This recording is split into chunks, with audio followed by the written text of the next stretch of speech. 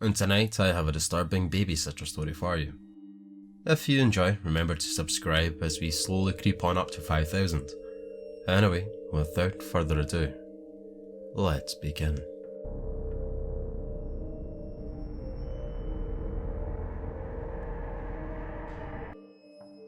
I've only been babysitting for about 6 months now. It was an easy way to make money and it didn't require me to have any real applicable skills. It was slow going at first, but a couple of months ago I hit the jackpot after a young couple from a rich part of town asked me to look after their 2 kids one Friday night. They paid me £200 to look after their extremely well behaved children for 3 hours in a house 5 times the size of mine. It was amazing. The young couple must have also thought that I had done a good job, because word spread quite quickly around the rich neighbourhood about the nice, young lady who was willing to look over your children so you could go out for a night of drinking and fun. And when I say that this neighbourhood is one of the richest in our county, I'm not exaggerating. Most of the people living there are young couples who have come from a long line of wealthy families. Sometimes I'll babysit for a few hours and make a couple of £100. Other times the parents want me to stay the night while they go off and get a hotel room so they could be away from their kids for a change. That is where I make the big bucks. A couple of days ago, a husband and wife had texted me asking if I could stay the night at their mansion and watch their 7-year-old little girl for them. I happily agreed. If only I knew what I was actually in for. When the day finally came, I drove my beat-up Jeep Wrangler to the edge of the rich neighbourhood and made my way up the private driveway that I'd never noticed before because the entrance was hidden back amongst the trees that surrounded the entire north side of town. I drove up this steep, winding driveway for what seemed like 10 minutes before I finally saw the house come into view. Out of all the houses I babysat at, this was hands down the most gorgeous one I've ever seen. It was a huge Victorian-style mansion that was covered in dark brown bricks, making it blend perfectly into the wood surrounding it. I got out of my car and made my way up the front porch where I knocked on a gigantic wooden door. A few seconds later, a beautiful woman in her mid-30s answered and introduced herself as Mrs. Collins. She called her husband down, and shortly after an extremely handsome man, also in his 30s, came walking down the grand stairway holding an adorable little girl in his arms. The couple seemed very anxious to leave, and even though they were both gorgeous people, I could tell that underneath all their beauty, they were both extremely tired and haggard from their having to keep up with their 7-year-old. They were obviously very excited about having an entire night to themselves, and couldn't wait to get out of there as fast as they could. Before Mr. and Mrs. Collins left, Mrs. Collins handed me several pieces of paper and told me that she had handwritten down a couple of instructions for me to follow throughout the night. She stressed to me how important it was to follow her instructions, and I assured her that I'd give them a look. I waved to the pretty young couple as they made their way down the driveway in their expensive Mercedes and then closed the door behind me. I gave the instructions a quick once-over before folding the paper and stuffing them into my back pocket. I'll look at them later, I told myself. How stupid I was to do that.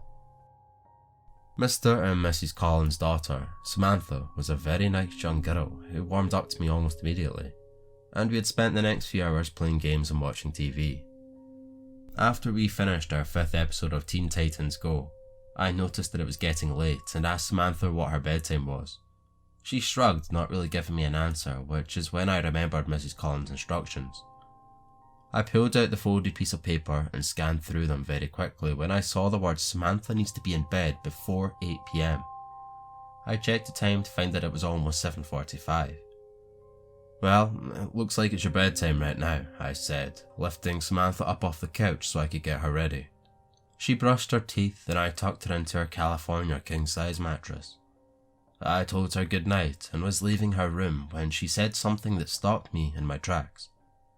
"Don't forget to lock my door before you leave," she said. I stopped walking and turned back around towards her confused.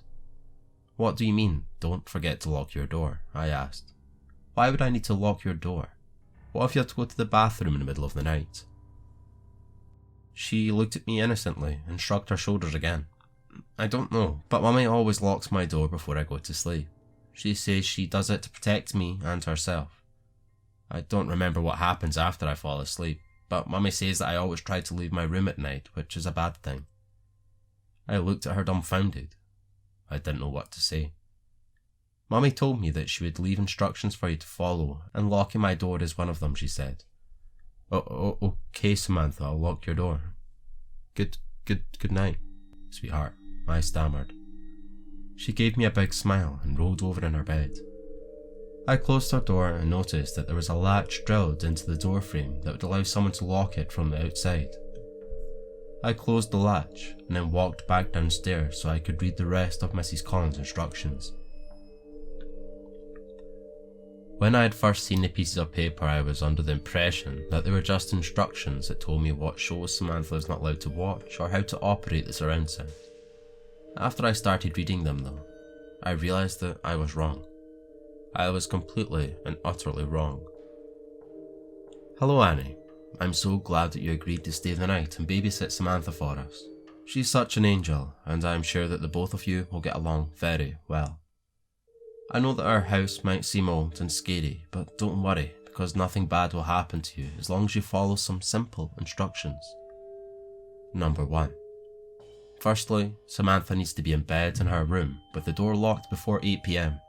Do not open up her bedroom door after 8 PM. I repeat, do not open Samantha's bedroom door after 8 PM. She will try to convince you to open the door in many different ways. She will cry, scream, and threaten you until you give in. But do not listen to her. She can't hurt you as long as the door is closed. Number 2. Between 8:30 and 9:30 PM, make sure you remain in the living room with the lights turned on. Around this time of night, you may hear scratching and growling coming from Samantha's room, or from other parts of the house. These noises are nothing to worry about as long as you stay in the living room.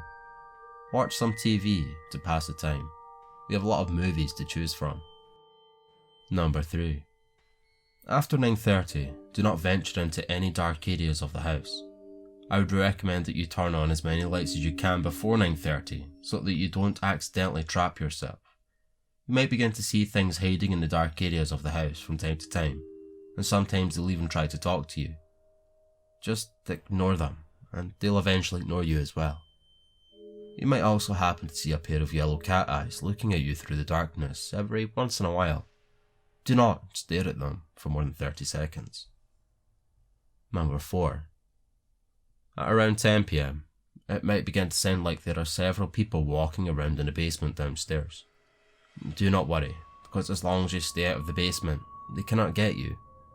I know it sounds unlikely, but around this time you'll begin to feel an overwhelming urge to walk down into the basement. If this happens, go into the kitchen and drink a cold glass of milk. This usually helps. The urge will most likely pass after about 10 minutes, but if the urge is still there after 10 minutes and you don't think that you'll be able to stop yourself from walking into the basement, then call either me or Mr. Collins and we'll tell you what to do. Number 5. When 10:30 comes around and you begin to hear something running back and forth in the hallways upstairs, stay on the first floor of the house during this time. Don't worry about Samantha, as long as you locked her door beforehand, he won't be able to get her. If you start to hear him making his way down the stairs, then lock yourself in the first floor bathroom with the lights on. He will knock on the bathroom door repeatedly and try impersonating someone close to you, like your mum or your dad, in order to trick you into opening the bathroom door for him. He's really good at it. No matter what he says to you, and no matter what he sounds like, do not open the door. He should go away after about 5 minutes. Check under the door to make sure that he is no longer there before you open it. Number 6. Now, this next part is very important. You will be sleeping in our guest room upstairs for the night. Before you go to bed, make sure that you leave a plate outside your bedroom door with a piece of raw steak in it. You can find the raw steak in our refrigerator. And leave a glass of milk next to the plate as well. On a piece of paper, write the words Parkant Mihi in red ink and leave it on the plate with the raw meat. Also, at some point during the night, you might wake up and notice that there is something standing in the corner of your room. Please refrain from looking at the figure as much as you can. I'd recommend wearing earbuds so that you won't hear it muttering to itself. And that's about it. There are a few other general rules that you should follow throughout the night, just to make sure that nothing bad happens. Rule 1. If the house phone rings at any point during the night, don't answer it, no matter how long or how loud it might ring. Mr. Collins and I will call your cell if we need to talk with you. Rule 2. If you feel something tap you on the shoulder at any point during the night, just don't turn around and wait at least 30 seconds before moving again. Rule number 3. Don't eat meat after 8 o'clock. They might see it as a threat and will most likely attack you. Thanks again, Annie. If you have any trouble or questions, feel free to call me or my husband at any point during the night. If you do call us and a man with a very deep voice answers the phone, hang up immediately and try calling us again. P.S. Throughout the night you might hear a dog whimpering from somewhere off inside the house. We don't have a dog, so please don't go looking for it. I hadn't realised what the fuck I'd gotten myself into. It's currently 8:31 PM as I'm writing this, and the growling noises just started. It sounds like they're coming from every room in the fucking house. I thought that Samantha's screams from a couple minutes ago were going to be the worst part, but now I can hear muffled growls from upstairs, and I can assure you that is much worse. This is so much fucking worse. Thank you all for listening. On screen now are a couple of suggestions I personally recommend. I also hope the video was more visually appealing to watch this time, and I hope you have a nice evening, and I'll catch you all in the next one. Thank you.